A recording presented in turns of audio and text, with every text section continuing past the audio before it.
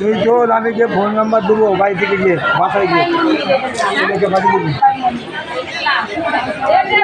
এই বট গাছটির নাম হচ্ছে অক্ষয় বট, কারণ এখানে এই ফাল্গু নদীর তীরে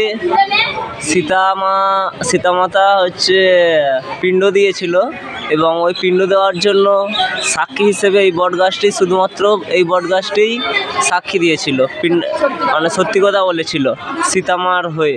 সেই জন্য সীতামাতা মানে আশীর্বাদ দিয়েছিল যে এই বট গাছটা কোনোদিনও মরবে না, তাই এই অমর থাকবে। তাই এই বট গাছটি এখনো পর্যন্ত সেই যুগ থেকে এখনো পর্যন্ত আছে, অমর হয়ে আছে। আর সেই জন্য এই বট গাছটির নাম হচ্ছে অক্ষয় বট। আপনারা দেখুন, আর যদি ভালো লাগে তাহলে লাইক করবেন। আমি আপনাদের দেখাচ্ছি ঘুরে ঘুরে, আপনারা দেখতে থাকুন।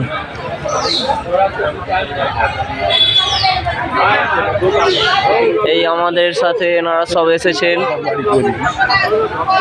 এই প্রভু, এই যে সবাই এসেছে আমাদের সাথে, এই প্রভুরা আসছেন।